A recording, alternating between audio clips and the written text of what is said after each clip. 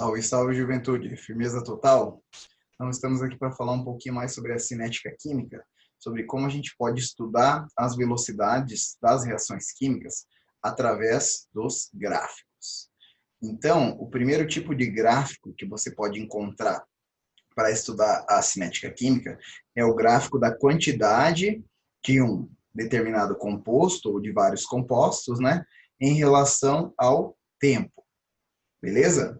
Então, essa quantidade aqui, como a gente já falou lá, quando estudou a velocidade média, ela pode ser dada em várias unidades, né? Pode ser a massa lá do composto relacionada com o tempo, pode ser o volume do composto relacionado com o tempo, pode ser o número de mols do composto relacionado com o tempo, pode ser a concentração do composto relacionada com o tempo. Então, depende do que o exercício te fornecer, a quantidade vai estar em uma determinada unidade, beleza?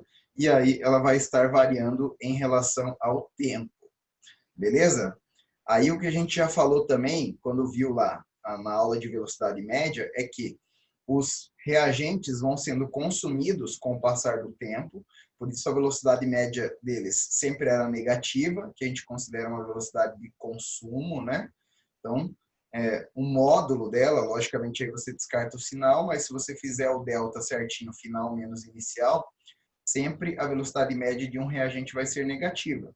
Isso ocorre porque a quantidade dele vai diminuindo com o passar do tempo, ele vai sendo consumido. Então, a curva que representa aqui os reagentes é a azul do nosso gráfico aqui. Ele vai começar no tempo zero com uma quantidade determinada, né? Quantidade diferente de zero. E aí, com o passar do tempo, essa quantidade vai diminuindo até que acabe esse reagente, consequentemente a reação também acabe. Beleza? Desde que ela seja uma reação irreversível, mas isso a gente vai estudar mais para frente, só no próximo bimestre. Beleza? Já no caso dos produtos, a gente viu na velocidade média lá que os produtos, eles têm velocidade média positiva, porque eles são formados com o passar do tempo. Então, a gente vai considerar que os produtos sempre começam com zero, né? Então, você começa com nada de produtos, né? E, voltando a enfatizar que é em reações irreversíveis, né? Que a gente tem essa situação, que é o que a gente vai estudar por enquanto. Então, você começa com o produto lá no zero, não tem nada de produto no início da reação, só tem os reagentes lá que vão estar se chocando para fazer a reação. E aí, com o passar do tempo, a quantidade desse produto vai aumentando, que é o que acontece aqui na nossa curva vermelha do gráfico. Então, sempre que a gente tiver curvas decrescentes em gráficos de quantidade em relação ao tempo, teremos curvas de reagentes, beleza? Quando tivermos curvas crescentes nos gráficos de quantidade por tempo, aí serão curvas relacionadas a produtos, porque eles estão sendo formados. Beleza? Então, por exemplo, aqui, ó, a gente tem dois gráficos para dar uma olhada em relação a isso aí. Então, a gente pode dizer, ó, que no caso do primeiro gráfico aqui, ó, o C e o B são reagentes. Beleza? Porque eles estão sendo consumidos. Eles começam lá com a quantidade 1 e vão diminuindo com o passar do tempo. Já o A, ele é o produto, porque ele começa aqui no zero e aí com o passar do tempo ele vai aumentando a sua quantidade. Beleza? No caso aqui, ó, da reação 2, reação da formação da amônia, né? Então, já falei, se é a reação da formação da amônia, ela vai ser um produto, né? Perceba que ela está começando no zero e aí está aumentando a sua quantidade, né? Então, ela é um produto. Já o H2 e o N2 são reagentes. E eles até estão aqui na ordem invertida, né? Que esse gráfico está errado. Esse aqui deveria ser o N2 e esse aqui deveria ser o H2. Ah, como que você sabe isso? Basta a gente escrever a reação. Como aqui a gente tem exatamente as fórmulas dos compostos, não são só letras representando eles, a gente pode escrever a reação. Então, por exemplo, ó, trazendo aqui para baixo, para a gente conseguir ver melhor. A segunda reação aqui a gente vai ter, ó, N2 e H2 como reagentes. A gente vai ter N2 mais H2. E aí, virando NH3. Beleza? Então, como a gente já sabe quais são os produtos e quais são os reagentes, a gente consegue fazer o balanceamento dessa reação. Então, a gente pode observar que tem 2 nitrogênios no reagente, só um no produto, então aqui a gente tem que multiplicar por 2. Agora temos 6 hidrogênios no produto, então precisamos ter 6 no reagente. Então aqui multiplica por 3 para fechar o balanceamento. Beleza?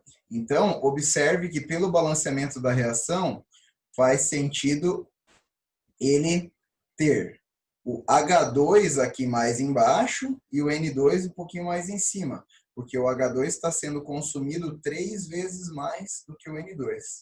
Cada molécula de N2 que é consumida, para cada uma delas são consumidas 3 moléculas de H2. Então, o H2 deveria estar aqui embaixo e o N2 deveria estar ali em cima. Beleza?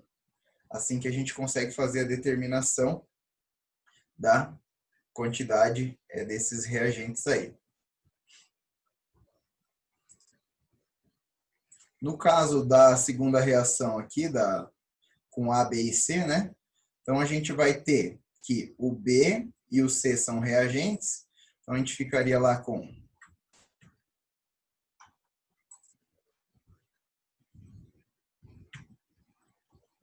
B mais C. E aí, virando A. Beleza?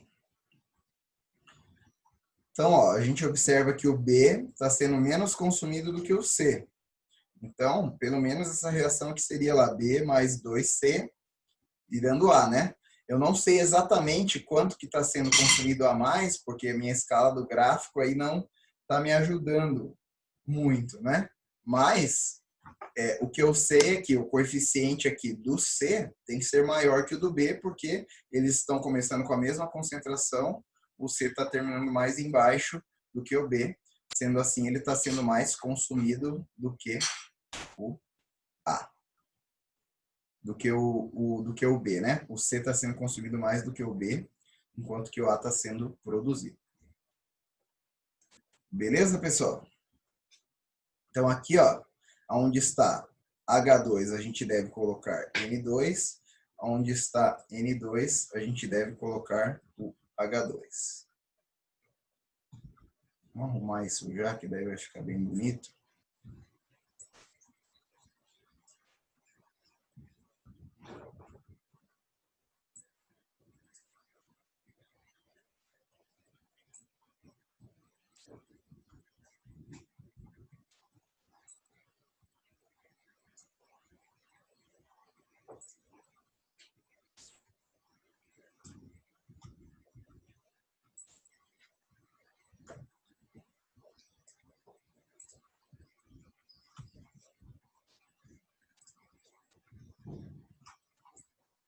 Olha aí que beleza agora. O gráfico certinho, com N2 e o H2 nos lugares certos.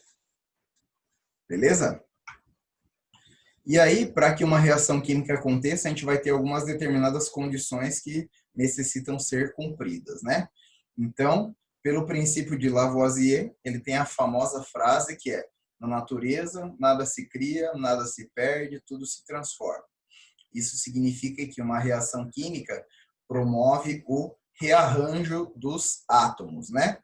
E aí, para a gente explicar esse rearranjo, a gente recorre à teoria das colisões, né? Que diz que para que uma reação em meio gasoso ocorra, os átomos devem se chocar com energia suficiente para quebrar as ligações velhas e formar ligações novas. E aí, a energia necessária para quebrar essas ligações velhas e formar as novas vai ser chamada de energia de ativação, E uma colisão que possui essa energia de ativação é chamada de colisão efetiva ou colisão eficaz. Então, por exemplo, aqui a gente tem uma molécula de iodo, outra molécula de hidrogênio, né? Aí elas estão no estado gasoso, então estão se movimentando, vão se chocar. Quando elas se chocarem com o ângulo correto e com a energia suficiente para quebrar as ligações velhas, perceba que os átomos de I quebram a sua ligação, os átomos de H também quebram a sua ligação. E aí formam-se ligações entre H e I, alterando então as propriedades da matéria e proporcionando uma reação química, né? Se a colisão não for eficaz, então ela for num ângulo errado ou com energia insuficiente, né, para quebrar essas ligações velhas, as moléculas continuam da mesma maneira, sem que ocorra uma reação química. Beleza? Então, muito importante esses conceitos de colisão efetiva, que é aquela com a energia e o ângulo necessário para quebrar as ligações velhas e formar as ligações novas, e essa energia necessária vai ser chamada de energia de ativação. Beleza? Então, ó, temos lá os reagentes A e B, vão colidir aqui, o reagente AB colide com o reagente XY, né? Quando ocorre uma colisão efetiva, um estado intermediário vai ser formado aqui, que geralmente ocorre lá em frações de segundos, né? É uma coisa muito rápida que acontece a formação desse complexo ativado, que é o estado intermediário, né? Então, o complexo ativado, ele vai ser o estado intermediário, onde está ocorrendo a quebra das ligações velhas e a formação das ligações novas, beleza? Então, estavam eles separados lá, aí eles se colidiram, quando eles se colidem, aí eles vão quebrar essas ligações velhas e formar as novas, e esse processo de quebra e formação de ligações vai estar acontecendo aqui no complexo ativado. Beleza? Depois são formados os produtos aqui com as ligações novas. Beleza? Então é muito importante também esse conceito de complexo ativado, que é o estado intermediário onde está ocorrendo a quebra das ligações velhas e a formação das ligações novas.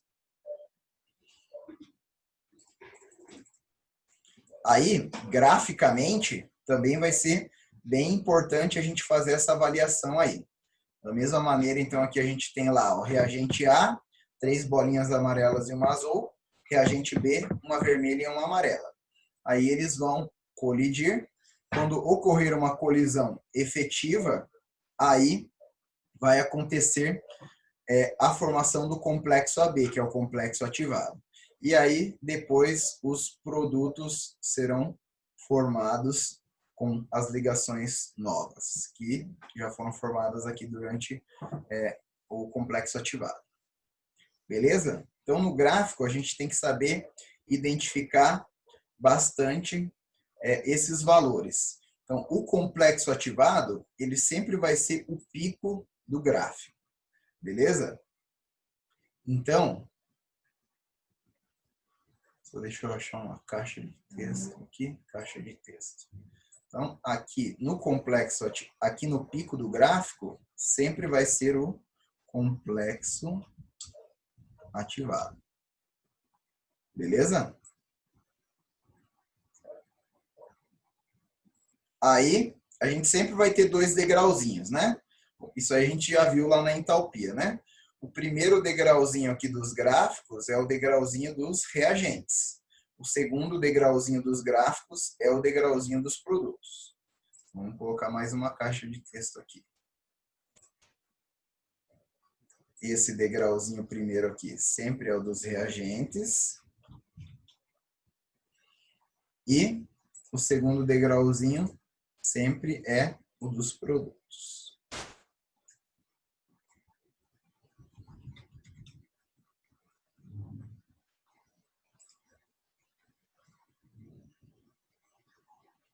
Beleza? Aí, a energia de ativação sempre vai ser dos reagentes até o complexo ativado.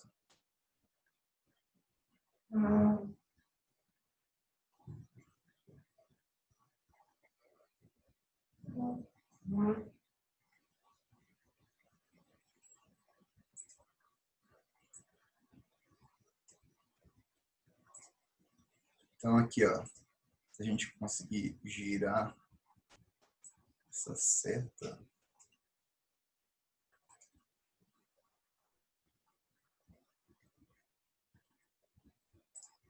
bom, a energia de ativação sempre vai ser, então, aqui, ó, dos reagentes até o pico, beleza? Eu vou diminuir ela um pouquinho para ficar do tamanho certo. Então, energia de ativação sempre vai ser dos reagentes até o pico, beleza? Não importa se o reagente está em cima ou se ele está embaixo. É do reagente, não é do que está mais perto. Vai ter exercício que vocês vão ver esse tipo de pegadinha. Mas a energia de ativação sempre sai do reagente, vai até o pico, que é o complexo ativado. Beleza? Outro dado que dá para a gente identificar aqui nesse gráfico, vou fazer mais uma flecha aqui, ó, é a diferença entre os produtos e os reagentes, né? Isso a gente já estudou lá na termoquímica e viu que a entalpia de uma reação é dada pela diferença entre produtos menos reagentes, né? Então, ó, a diferença entre eles aqui vai nos dar a entalpia. Beleza? Então, esses são os dados que você precisa saber identificar num gráfico. Saber que o pico sempre é o complexo ativado, saber que a energia de ativação é sempre do reagente até o pico, saber que a entalpia é a diferença entre reagente e produto. Então, se ele perguntasse o valor da energia do complexo ativado, seria EAB. Beleza? Se ele perguntasse o valor da energia de ativação, seria EAB menos E mais B, né? A diferença entre as duas é a energia de ativação. A diferença entre a energia dos reagentes e a energia do complexo ativado. Se ele perguntasse qual que era a entalpia, aí seria ECD, que é a entalpia dos produtos, menos EA mais B aqui, né? Que seria a entalpia dos reagentes. Se ele perguntar só a entalpia dos reagentes, EA mais B, só a entalpia dos produtos, E C mais D. Beleza? Então, observe, né, que a energia de ativação sempre vai ser a diferença entre reagentes e o pico do gráfico, que é o complexo ativado. O ΔH é a diferença entre o produto e o reagente. E aí você consegue identificar, né, se o produto é menor do que o reagente, reação exotérmica, como é o caso da que a gente fez aqui, né? Produto menor do que reagente, reação exotérmica. Ambos os gráficos que a gente mostrou aqui são desse tipo. E aí você também precisa ficar ligado que o pico do gráfico é o complexo ativado. Beleza, pessoal? Na sequência aí que a gente falar sobre cinética, vamos ver quais são os fatores que influenciam a cinética química. Então, os fatores que alteram a velocidade de uma reação. Espero vocês aí nas próximas aulas. Um abraço e até a próxima.